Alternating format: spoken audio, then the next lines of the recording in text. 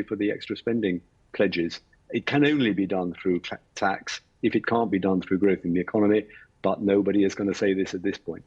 OK, we'll move on and we'll talk about the NATO summit this week. President Biden ended his 5-day visit to Europe with a short stop in Helsinki today for a meeting with the Nordic leaders. In April, Finland, of course, became the 31st member of the alliance after decades of military non-alignment. The Finns share a border with Russia that is 800 miles long. Were Ukraine to join the alliance, NATO's border with Russia would extend by another 1,200 miles. Let's think about that expanding border, and set it in a historical context. Before the Second World War, France built vast, expensive fortifications along its border with Germany, which became known as the Maginot Line. And those of you who studied that period won't need me to tell you that it wasn't very effective. The German Blitzkrieg went through Luxembourg, then Belgium, then into France, going around the line and rendering the defences useless.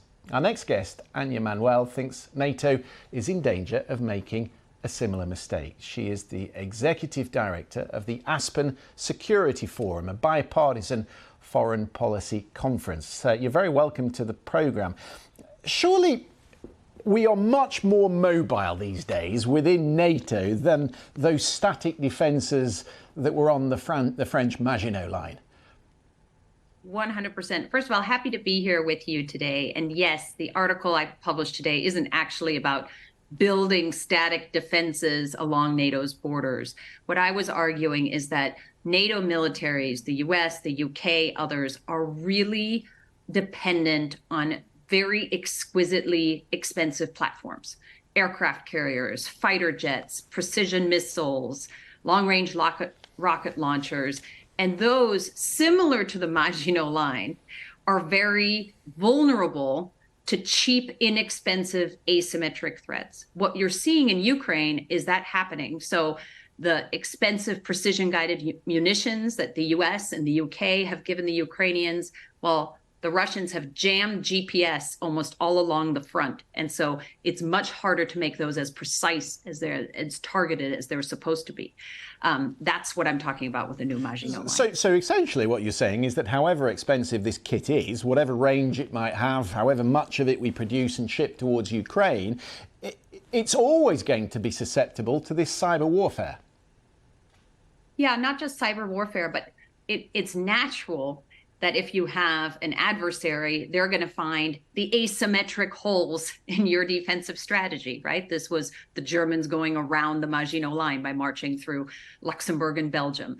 And you see this, you see China and Russia really investing in anti-satellite capabilities. So imagine the worst case scenario, there was a war with China over Taiwan. What might happen? US and NATO communication satellites will be taken out, maybe even GPS satellites. So this is something that is a real worry, and that I know that NATO planners and American planners are working on, but haven't resolved yet. Yeah, but at the same time, this has been a conventional war. The Russians have been throwing men, tanks, their entire arsenal of weapons at Ukraine, and still got nowhere. Is that perhaps in itself the proof in the pudding? Is what you're saying, that however conventional warfare is, you don't need to match it? Yeah. What's amazing about this Ukraine-Russia war is that it's both a throwback to the 20th century trench warfare and, these incredible courage of the Ukrainians, people dying at much higher rates than they should, and also very much a 21st century war. One of the most amazing things I heard from Ukrainians on the front lines is that one of their most effective weapons is a toy drone. It's called a first-person view drone.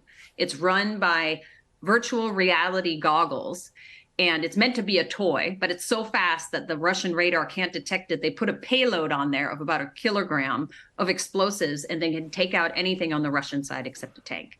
So it's both this throwback to warfare 80 years ago and something that looks more modern than anything we've ever seen.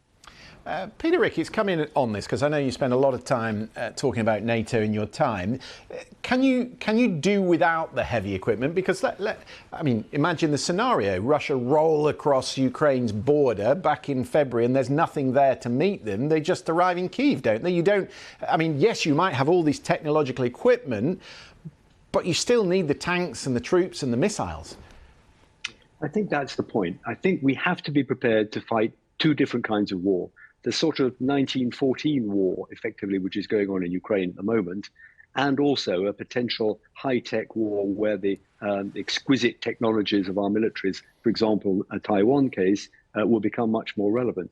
I mean, I think we should just pause to say that Western military equipment has performed extremely well on the battlefield in Ukraine. If you think of the anti-tank missiles that stopped the Russian advance, if you think of the Patriot missiles that have been very effective at taking out Russian missile attacks, I think the quality of Western weapons has stood up very well. Nonetheless, the point is right. I think war always is an opportunity for innovation, for trial and error, for developing new technologies at a real speed. And this one has come up with some very surprising ones, like cheap commercial drones, like the kind of Iranian drones that have done so much damage in Ukraine as well. And yes, we absolutely need to learn from that. But I don't think we should go away discouraged at the quality of Western military kit. We just don't have enough of it, and we don't have enough of the cheap and cheerful ways of attacking that are being developed in the Ukraine war. Yeah, one of the reasons, Doug, why the Germans put us on the beach in Dunkirk is because the cavalry in the War Office still talked about horses. Is there a danger that we're still talking about tanks in the War Office in the Pentagon when we should be talking about some of the things that Anya set out? I think so, and that's part of the conversation that we're having in Washington now, obviously had in Lithuania as well, as what are we going to do? When I say we, I mean NATO, also the United States, moving forward. So today in Congress, we're debating in the House of Representatives, debating a national defense authorization bill, basically what we're going to spend on our defense. Ukraine funding is a big part of that, and not just whether we're going to fund, which is its own existential fight here in Congress sometimes, but also what does that funding go to? What are we supplying and what are we sending to Ukraine? Those are still open questions moving forward to some extent. And can you come back to that point I set out at the beginning? We've got an extra 800 miles of Finland. We could potentially have an extra 1,200 miles of Ukraine. I know that NATO has set out a new reform plan that splits the territory into north, to the centre, to the south. But is there a danger without this technology that NATO gets overstretched across a very, very long border? There is. I would say there's been a lot of discussion about whether or not Ukraine gets into NATO now, especially in the US press. I think that's a little bit of a red herring. There's no way NATO could make Ukraine a member right now, because then NATO would be at war with Russia. That doesn't preclude Ukraine membership of NATO eventually down the line. Yes, that's a long border with Russia. Hopefully, at some point, you'll find some stability here, and that will be a peaceful border again. But I've got to tell you, I was really encouraged by this Vilnius summit. A lot is happening. NATO, if Putin has done one thing, it's to bring NATO, the transatlantic, closer together than ever before.